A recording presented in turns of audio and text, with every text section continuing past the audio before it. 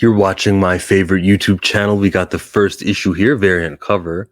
It's it's the Falcon symbol of truth, issue number 1. At the beginning, it starts off with like a little write-up over there, and you can see it says basically what it used to say for the old Falcon comic, but things were rearranged. I feel like you admitted something when you say that his life changed forever when he gained high-tech wings and the ability to communicate with birds. It changed again when he inherited the mantle of Captain America from Steve Rogers. Though he turned away from the shield for a time to find his own path, now he's fighting the good fight once again as Captain America, symbol of truth. To admit that he's doing something, he's becoming Captain America, and it's not his own path. That's what the words told me. Well, everyone's gonna read something and interpret it their own way, but when I see them say it this way, I go, okay, so at least we're acknowledging that he's not doing his own path. He did that to find his own path, but now he's fighting the good fight once again as the name of something that was associated with a white man for like 60 years and is still associated with a white man, even towards the ending when they say to Rumlow, "You're going to be able to kill Captain America." I'm thinking, who the hell is he talking about? Why is a white wolf on the ball like that, and using the term that Falcon Sam Wilson, wants to be called right now as Captain America? Like, how respectful of the civilian to go. Oh, I see you've made a new name. All right, I may want to destroy two countries. What I'm going to do is properly identify you. And you don't think that Crossbones has been in jail, not wondering, like, he probably means Steve Rogers. Come on now, guys. This is pretty ridiculous. And it's not going to last. And it will return. And this clothing that he's wearing will all go back to what it used to. The wings will stay. The bird will stay. And it'll be Falcon. The beginning of the comic starts with them saying Falcon. And I'm going, oh, look, they've gone back to the Falcon name. No, no, no, no. There's that Joaquin Torres guy. Joaquin Torres is someone that the only people who care about Joaquin Torres are the people writing Joaquin Torres. Jason Aaron doesn't care about Joaquin Torres.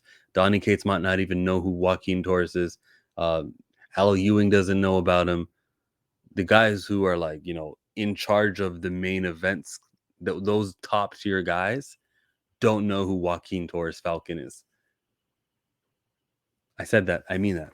These guys are flying in the Southwest, the American Southwest, and they'll cut over to like a flashback where it said earlier, Misty Knight and freaking Sam Wilson are a couple. They're together.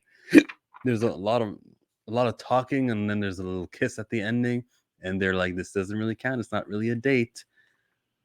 Okay, that's what we're doing. Cool. For I guess Misty Knight and Sam are gonna be a couple for a little bit. There was even a moment here where they got really Wakandan, and there's a man saying, "Hey," basically at town square saying, I want everyone in this crowd to raise their hand. That's right. Everyone high as you can.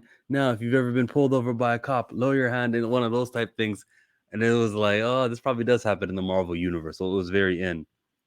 Tochi Anibuchi is the same guy who did like the Legend of the Black Panther, where he retconned the way that T'Chaka died, which I don't approve of, because how many times we got to see that story? Which one sticks? Which one matters? But it does look like he has his foot in the Wakandan airspace. There was a little connection here where, towards the ending, where Hunter says, "I'm taking down two countries right now. I'm working on it." Is the whole Wakandan democracy thing with Folashade, is that connected to this? That'd be nice if there was some sort of r- relationship between the two comic book series. That's the continuity and stuff that I need. So if that's the case, I'm gonna have to keep on reading Falcon, symbol of truth. I'm not even doing it on purpose. Like I really was thinking I was calling the book what it was supposed to be called. But yeah, the Falcon symbol of truth. Now I'm saying it wrong incorrect on purpose. But they're actually incorrect. When we look at the long run, he's not going to be Captain America forever. And what we need is for the characters who have their own identities to stick with them and then like make that stronger, elevate the characters rather than saying, look, you can care about Sam Wilson more now because he's got the identity of a white character for 60 years, Captain America, Steve Rogers. This is Hunter. This is the villain. I don't know. It feels like there's a story going on here. It feels like with Crossbones is entering the mix later on in the ending. You got like the fighting villain. We've got the Brainiac villain who can fight too. We've got everything we need in a comic book story, except Falcon's not going by his real name. That's all. How do you feel about this comic book?